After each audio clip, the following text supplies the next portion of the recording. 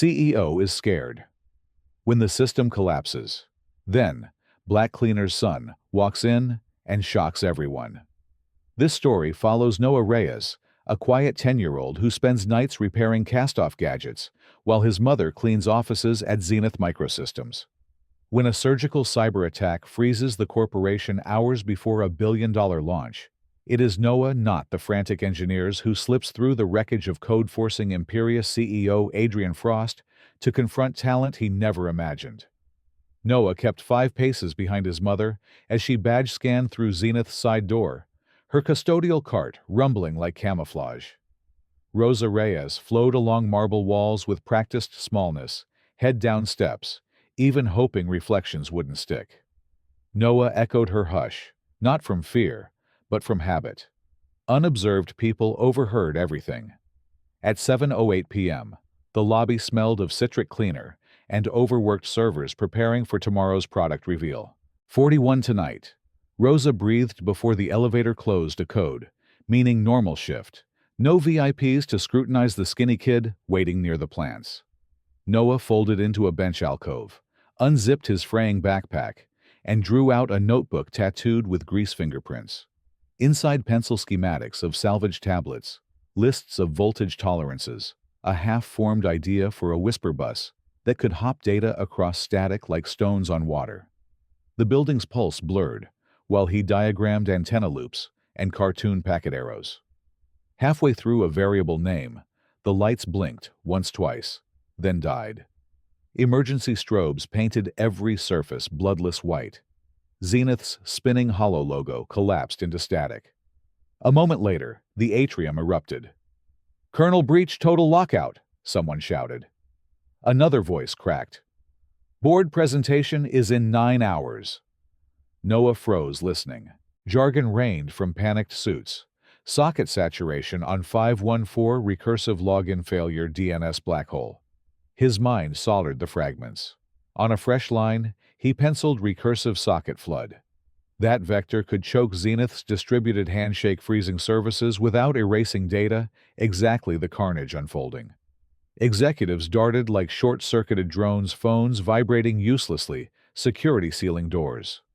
Noah's heart drummed, but exhilaration outshone fear. He saw the architecture behind their terror as clearly as the sketch on his page. No one spared him a glance. Invisibility wrapped him like insulated wire. Yet a thought sparked. If they're blind to the breach, maybe a 10-year-old can see what billion-dollar talent can't. He looked toward the elevator bank. His mother was somewhere above, wiping desks that now screamed in silence.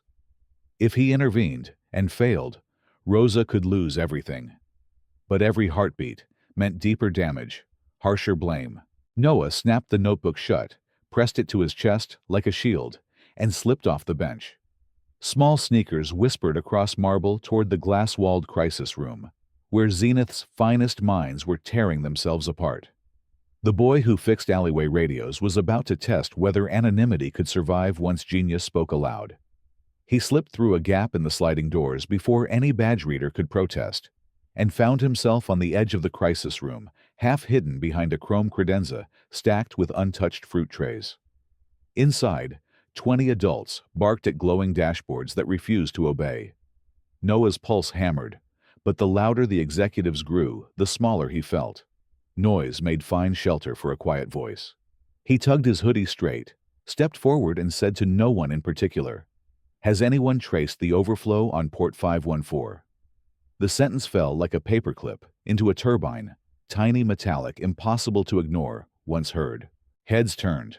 A marketing VP scoffed a senior engineer, frowned as though trying to place him, and security's hand drifted to his radio. Noah's cheeks flared, yet he repeated the question clearer. "The recursive socket flood will keep relaunching until you close that port. You'll never reach the cores." Kana Patel, the lone intern wedged behind a tower of monitors, blinked hard. She tapped a command saw, her console spew. The same rejection loop Noah had named, and blurted, "He's right." The room's tension bent, not breaking, but warping toward this boy no taller than a workstation. Before anyone could decide what to do with him, the door hissed open, and Adrian Frost entered like a scalpel-slick suit, clipped stride arrogance radiating off every polished edge. "Status," he demanded. Chaos answered.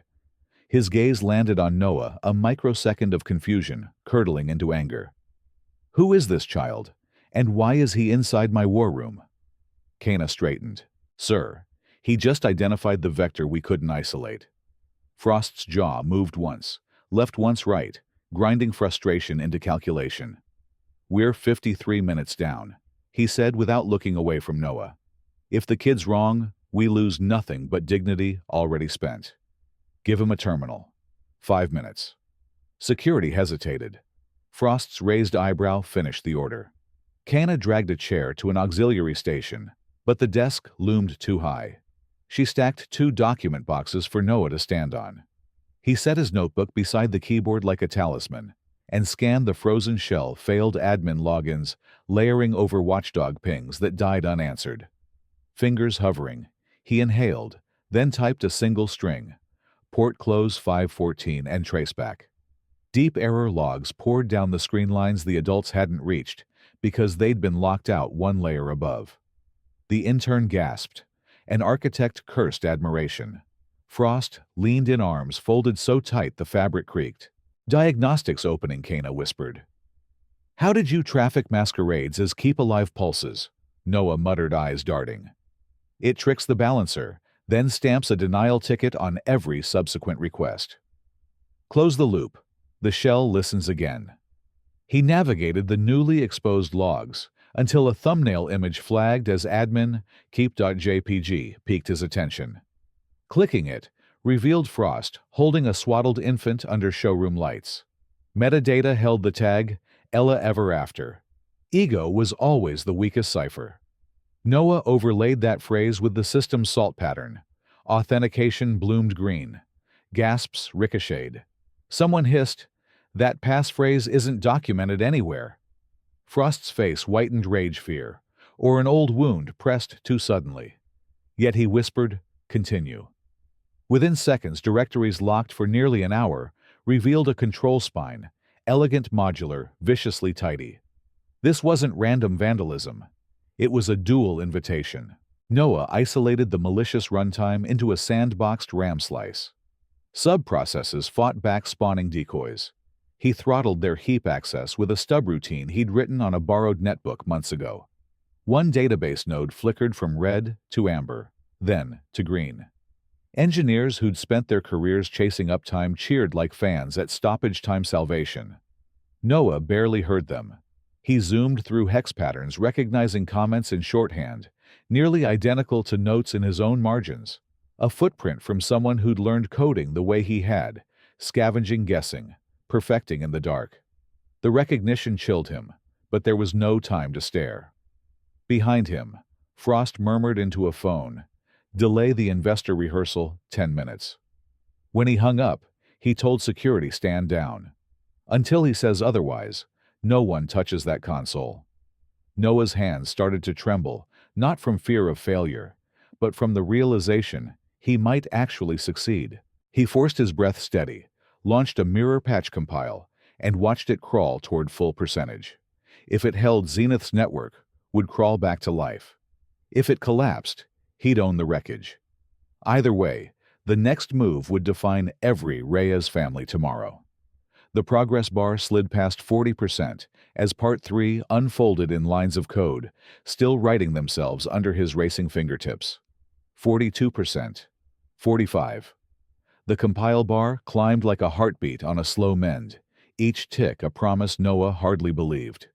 His fingers hovered ready to abort if the patch buckled, but the shell held steady, scrolling status lines that read, "Mirroring ghost routines." Success. Around him, air felt charged, engineers elbowed closer.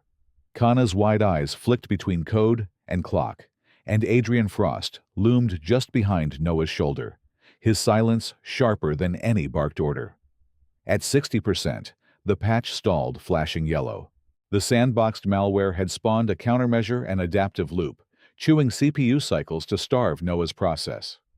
He hissed through his teeth, yanked open a secondary prompt, and typed, "Kill $9 PGR rep," F. Ghost CPU Eater. Renice. $20. Starve me, starve back. The CPU meter lurched, reclaimed breath, and the bar slid again. 73%. A ripple of relief murmured through the room, but Frost's expression tightened. Success now meant someone had just threaded his most personal key phrase into corporate armor. He whispered to Kana, "Who else has root during this?" "No one," she answered, voice small.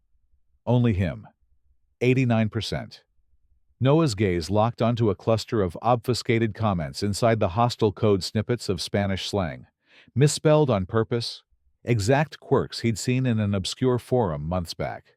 A chill spidered across his scalp. I know this author. Or at least he knew their digital shadow.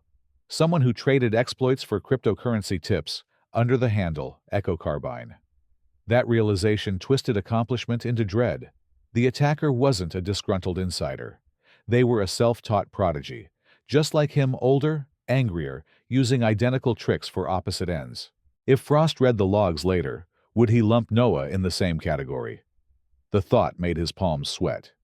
98%. A fresh error spattered red checksum mismatch on node D4. If he rolled back now, the breach might dig in again. Noah inhaled, once heard Rosa's voice in memory. Fixing means listening first. He tailed the failing log saw. The checksum was salted with a timestamp, exactly 60 seconds ahead of system time, a subtle booby trap. He corrected the server clock drift with one line reran verify and watched the bar click 100%. Complete green flooded every network tile on the central dashboard, a digital dawn drowning crimson. Someone shouted. Another laughed, a brittle, disbelieving laugh. A senior architect slapped the glass so hard it boomed. Kana sagged against a console, whispering, "We're back. We're really back."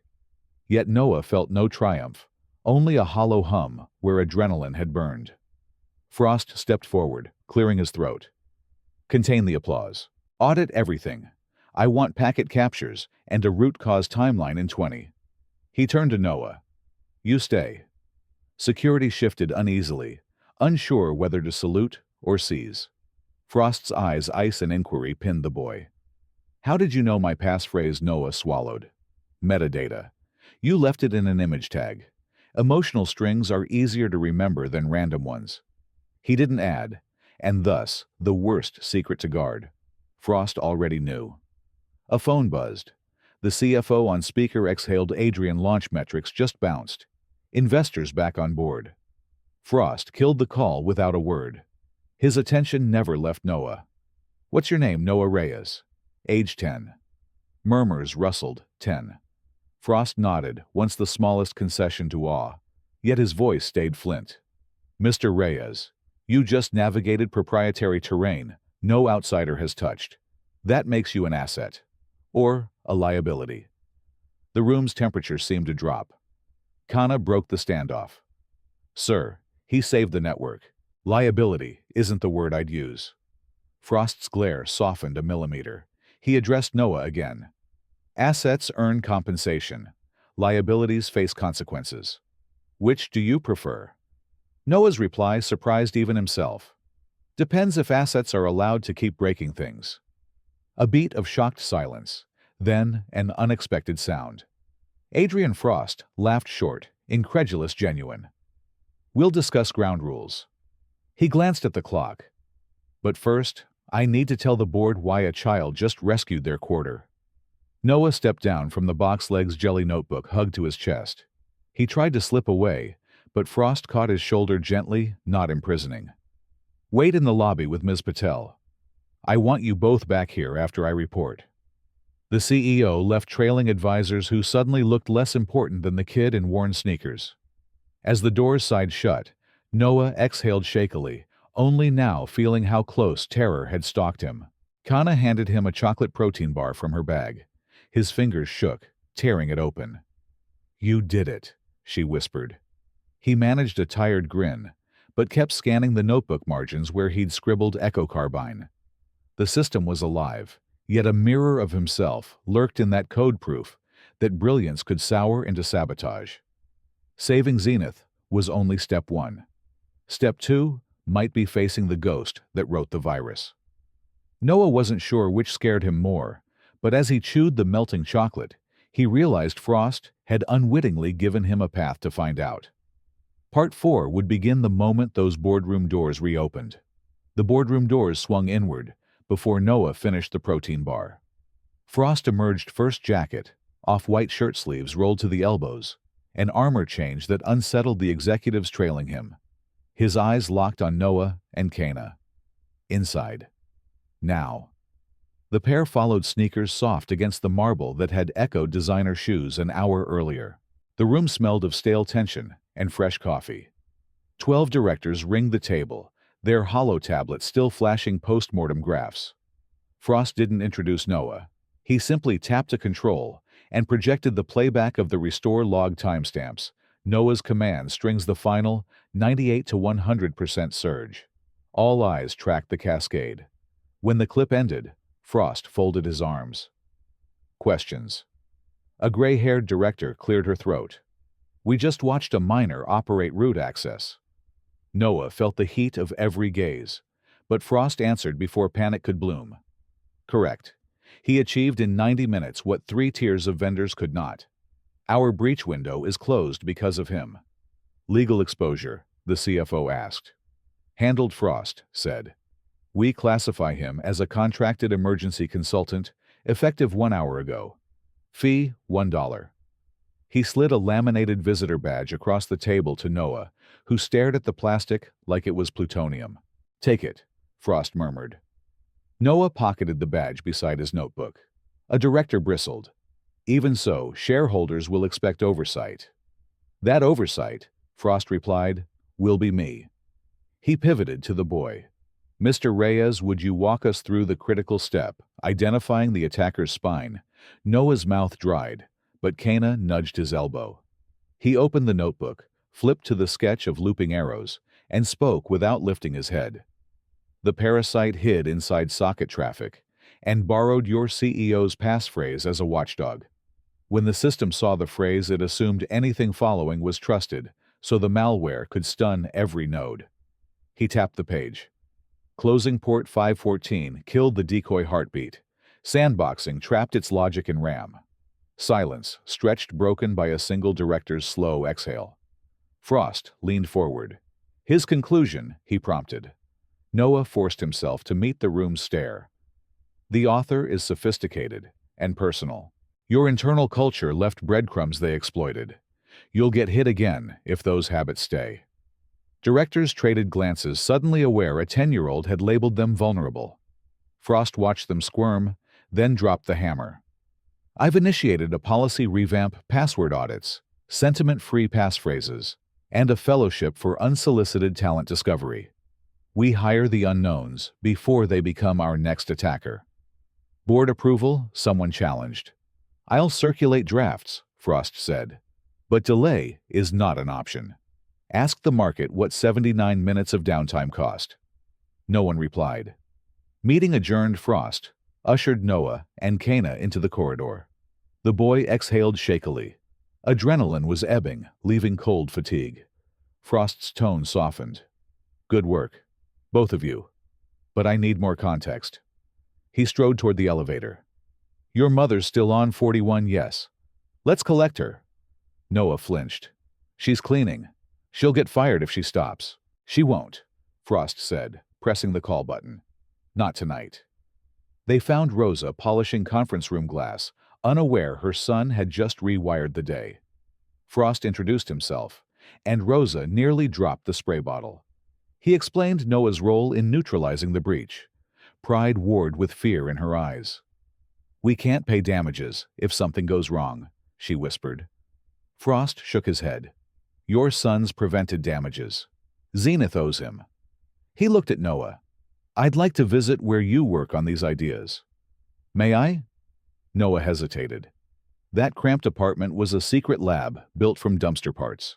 Bringing the CEO felt like letting floodlights into a cave. But Echo Carbine's shadow still loomed, proof that ignored genius could turn predatory. Maybe showing Frost the origin of his skills would anchor the trust taking shape. He nodded. Rosa, bewildered, simply wiped her hands on her apron. 2 hours later, a modest town car stopped at the edge of a graffiti-flecked block. Frost stepped onto cracked pavement tie, stuffed in a pocket. Streetlights fizzed overhead like bad capacitors. Rosa led the way up warped stairs. Noah trailed, backpack clutched. The apartment smelled of onions, solder, and dust. Breadboards colonized the coffee table. Monitors scavenged from office trash glowed green command lines. A younger boy, Mario, from next door, sat cross-legged prying at a burnt capacitor with plastic tweezers. Noah retrieved a busted joystick from beneath a pillow and handed it to Frost. "Can you fix the drift?" Frost blinked at the challenge, then eased onto the couch. He rolled the controller, locating the faulty spring with surprising speed. Noah watched each movement, half judging, half hoping. When Frost reseated the spring and secured the shell, Noah clicked the stick, perfect center. Rosa stared, unbelieving, as her son offered the CEO a quiet thanks. Frost's answering smile looked unused, but real. Around them, the room's humming circuitry felt suddenly less like salvage, more like prophecy. Echo Carbine was still out there, but tonight, Zenith's most guarded office and this tiny apartment had become nodes on the same wire. As Frost rose to leave, he tapped Noah's shoulder. "Tomorrow, 11 o'clock. Bring the notebook. And yes, you can break things. We'll rebuild stronger." The door clicked shut behind him. Noah exhaled, heartbeat settling into the gentle thrum of the fans lining his bedroom wall, machines waiting for the next puzzle. Echo Carbine's challenge still pulsed at the edge of thought, but for the first time, Noah felt he wouldn't fight it alone. In the hallway, Frost paused, feeling pockets for the loose joystick screw Noah had insisted he keep. He closed his hand around the tiny metal fragment, like a pledge, and started down the stairs, already drafting the first line of the Hidden Sparks Fellowship. Adrian Frost reached the curb just as dawn nudged the skyline, the joystick screw warm in his fist. By the time his driver merged onto the highway, he had voice-dictated the Hidden Sparks Charter: no age limits, no resume Gates stipend, plus home internet grant. Legal pinged him twice before Sunrise Exposure Labor Code, but he ignored the alerts and sent HR a single directive: implement by quarter close or submit resignations. That same afternoon, Noah and Rosa stepped through Zenith's main lobby, under different terms. Rosa was now on paid leave. Frost insisted she keep her badge, but use it only to visit, not to clean. Noah wore an oversized lanyard, stamped consultant, and carried 2 notebooks, corners taped. Security offered them a polished tour. Noah skipped it, walking straight to Research Bay 3, where Kana waited beside a cleared workbench. Engineers had signed a welcome poster, but Noah gravitated to the disassembled drone parts, piled like potential. Frost entered tieless, trailed by a compliance officer mid-protest. "CEO or not, we can't just waive guardianship statutes." Frost cut him off with a flick of the screw between thumb and forefinger. "Guardianship is here," he said, nodding at Rosa. "Statutes will catch up to necessity." The officer retreated. Noah barely noticed already soldering a telemetry module to an improvised rig. Frost laid a palm on the bench. "First objective, full forensics on the breach. We trace Echo Carbine before they regroup." The codename jolted Noah. He looked up, surprised Frost knew it. "Your logs flagged the alias," Frost explained. "We leverage your intuition, but cautiously. You're protected now, which means the attacker could see you as competition." Kana spun a monitor. "We started packet trace analysis. Their exit nodes bounce across disposable VPS hosts, but pattern frequency suggests a base region southwest US. Noah frowned, recalling forum timestamps that always posted near his own bedtime. "Shift it 3 hours east," he said. "They log off when schools start in Mexico City." Kana adjusted the graph. Clustering tightened. Frost's brow lifted. "You're certain I recognize their spelling errors?" Noah answered. "Spanish slang, northern dialect." The room buzzed as data redrew itself. Frost tapped the desk, twice the signal for action meetings. Kana build a threat dossier. Noah document every overlap between their code and yours. Rosa HR will arrange transit, so you can be here when you wish." Rosa tried to thank him, but Frost was already striding out schedule, exploding with committees that still had to be bent. 3 days passed in a blur. Press leaks morphed Noah into either savior or scandal, depending on the outlet. Zenith stock wobbled, then rallied on Frost's public pledge to harvest silent brilliance. An anonymous op-ed warned of child labor optics. Frost answered with a 30-second video of Noah dismantling a firewall exploit, while 4 senior engineers took notes. The clip went viral, and debate turned into applause. Yet every night a new ping arrived in Noah's personal inbox, encrypted strings of hex that decrypted into single sentences. "You see the world like I do. Next night, let's rewrite it together." The sender signed with a simple E. Noah showed Frost. "They're taunting Frost," said Gaze steely. "They want you to jump." Noah shrugged, but sleep came thinner ears, tuned to fan hums that sounded like distant sirens. Day 6. The lab lights flickered, the same shudder as breach day, but only in Bay 3. Alarms stayed quiet. The glitch was local. Kana's console spat a laugh emoji, rendered in ASCII, then a line, "First to root wins." Noah's fingers froze over the keyboard. Echo Carbine was in the building virtually, maybe physically. No telling yet. He slammed the kill switch he'd installed, severing Bay 3 from the wider network, but the message remained pulsing on a black screen, like a dare. Frost arrived within minutes, security chief in tow. "Containment, isolated," Kana said, sweat beading. Frost looked at Noah. "Your move." Noah inhaled. "We fight on our turf." He opened his second notebook, flipping to a blank spread, titled Countermaze. "I'll lure them into a sandbox that looks like root, then watch the signatures they drop." Frost nodded. "Do it, but you don't do it alone. Pair programming mandatory." He placed the joystick screw next to the keyboard. "This stays until we're clear. Reminder that the smallest piece matters." Noah's pulse steadied at the metallic glint. Rosa, summoned but calm now, took a seat beside him, silent support. Kana mirrored his terminal on hers. They began weaving a labyrinth of decoy demons and false privilege flags, every line of code, a fresh brick in a wall that could flex, not break. Echo Carbine pinged again, "Game on Mirror Kid." Noah typed back, hands sure jaw set. "Welcome to the Hidden Sparks Arena." Frost watched from the doorway. For the first time since his own childhood hacks, he wasn't the sharpest mind in the room, and he found the sensation addictive. The fellowship he imagined on that dawn drive was no longer a concept. It had become a living duel between what talent could create and what bitterness could destroy. And as Noah's sandbox sprang to life, Frost understood just how thin the line was. One screw, one choice, one child standing between collapse and reinvention.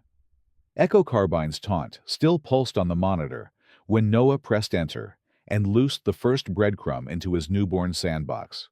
It masqueraded as root username Zeus Kernel 519, patched with a fictional 0 day, and glimmered with fake process IDs that any seasoned intruder would chase like gold chips. Within 8 seconds, a foreign cursor materialized, keystrokes arriving too fast to be automated, too human to be careless. Kana's mirrored screen traced the path, Echo Carbine probing memory, offset sniffing for real credentials. Noah whispered, "They're cautious. We need to look leakier." He throttled CPU ticks, so the shell stuttered the way an overtaxed production node would. The intruder bit, deploying a privilege escalation kit, built from the same GitHub gist Noah had once forked at 2 a.m. in his bedroom. Seeing it wielded against him felt like watching his own shadow swing a blade. Frost paced behind them, every footfall a metronome. Security locked access to Bay 3. Rosa sat just outside, knitting nerves into yarn.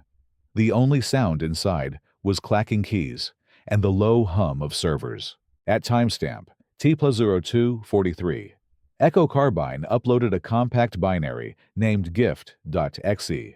Sandbox heuristics flagged it as dormant until triggered by a clipboard event, classic detonation delay. Noah copied a line of junk text. The binary woke executed and spat a single line. "You're good, Mirror Kid, but you don't belong in their glass tower. Join me. Rewrite the locks, not the keys." Kana swallowed. "They're recruiting." Noah stared at the message heart, thudding with half-remembered loneliness. Nights soldering under bare bulbs forums, where strangers spoke in logic gates and dared the world to notice. Echo Carbine offered belonging tainted with sabotage. The road Noah might have taken if Frost hadn't stepped into that apartment. He typed, "The tower isn't the point. Fixing things is." Instant reply. "Fixing survives one paycheck. Breaking writes history." Frost leaned in. "Cut the chat." Noah shook his head. "We need them talking to plant a tracer." He embedded a transparent call home inside his next response. "History needs witnesses." The packet carried a stealth beacon geo-encode via stun over UDP. Echo Carbine answered with an ASCII wink, triggering the ping. Kana's tracker lit latitude approximating Monterrey, Mexico, down to a 3-block radius of cafe hotspots.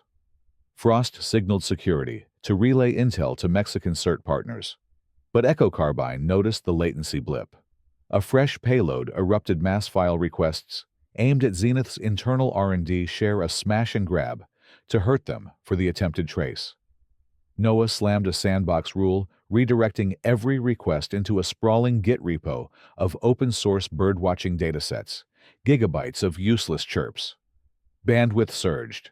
The lab's switch lights flickered like fireworks, yet no proprietary code left the building. Echo Carbine fired a final salvo clever. "Enjoy your cages," then triggered a recursive wipe. Their session evaporated logs, erasing in real time. "Copy buffers," Kana shouted. Noah was faster piping volatile memory to disk before it zeroed.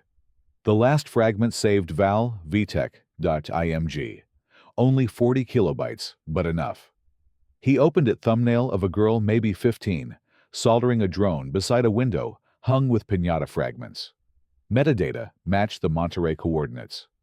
Noah's breath caught. Echo Carbine wasn't some faceless syndicate. She was another kid, one cafeteria line away from his life. Frost exhaled slowly, tension bleeding from his shoulders. "You pulled her mask." He turned to security. "Forward to CERT, with outreach priority. This is intervention, not prosecution." The guards looked puzzled. Frost repeated firmer, "She's a minor. We help first, indict never." Rosa stepped into the bay, eyes glistening. Noah closed the image, heart heavy. The duel was won, but victory felt brittle. As the lab light stabilized, Frost placed the joystick screw on the bench between Noah and Kana. "Small pieces," he murmured. "Decide whether systems break or heal. Today, you chose heal. Tomorrow, he didn't finish." The implication hung like solder smoke. Noah nodded, accepting the weight. Across the network map, every Zenith node pulsed green, yet a single icon. Monterrey blinked amber, a reminder that genius left ignored can weaponize itself. Kana began archiving logs. Rosa drew Noah into a tight hug that smelled of lavender soap instead of disinfectant. For the first time in days, his muscles unclenched. Frost watched the embrace, then tapped his tablet. Draft memo. Hidden Sparks Field Unit Mobile Labs. Bilingual mentors. Scholarships deployed where talent flickered on the edge of extinction. He saved the file, feeling the architecture of his company shift beneath his feet. Noah slipped the tiny image of Valeria. He decided that was her name into his notebook. Next to it he wrote, "Find her, before history writes itself in anger." Outside evening painted the glass tower rose gold. Inside Bay 3, the fans' quieted mirrors of code went still, and the line between collapse and reinvention moved one child farther from the brink. Noah folded the notebook shut, feeling the weight of that single amber blink on the network map. Valeria's face lingered in his mind all night, threading through half-dreamed schematics, until morning dissolved the code haze. At 8, he rode the elevator with Frost to Zenith's roof, where a black helicopter idled. Frost handed him a headset. "Hidden Sparks Unit 1 launches today. Monterey first. You're my proof of concept." Noah blinked. "I'm going." Who better to convince her we're not the enemy? They touched down outside a public makerspace, wedged between taquerias. Local CERT officers waited not with handcuffs, but with laptops preloaded with apprenticeship paperwork. Frost had insisted. Inside solder fumes mingled with cinnamon. A dozen teens tinkered unaware global headlines called one of them Echo Carbine. Noah spotted her instantly. Same focused tilt of the head he'd seen in his own reflection wrists, tattooed with burns from slipped irons. Valeria glanced up, saw two strangers flanked by officials, and bolted for the exit. Noah beat the adults to the door, blocking it with nervous courage. "I know what a recursive socket flood looks like," he said in Spanish. "I fixed yours." Her eyes widened, half fury, half awe. "They'll lock me up." "They won't," he replied, jerking a thumb at Frost. "He's here to offer a lab, not a cell." Suspicion flared. Why should I trust any tower kid? Noah lifted his hoodie sleeve, revealing the scorch mark from the night his first capacitor exploded. "I'm not from the tower. I just refuse to stay outside it." He held out a thumb drive. "Your code annotated. Your 3 tweaks from a quantum-safe optimizer. Build that with us." Silence stretched until Valeria's shoulders eased. She took the drive, whisper soft, "I thought breaking was the only way to be heard." Noah managed a crooked smile. "Turns out fixing is louder, if someone's finally listening." Frost and the CERT team gave them space-swapping authority for faith. Paperwork became a handshake. Valeria's makerspace friends buzzed, half jealous, half proud. When she climbed into the helicopter an hour later, she carried only a backpack stuffed with half-finished drones and one cracked photo of her abuela. Rosa met them on Zenith's landing pad, arms open wide enough for 2 prodigies. Valeria froze, unused to unguarded welcome, then let herself be folded in. Within weeks, Bay 3 evolved into a tri-station nerve center, Noah scripting defense algorithms, Valeria stress-testing them with the mischievous flair of a reformed ghost, Kana, documenting every breakthrough in terse engineering prose.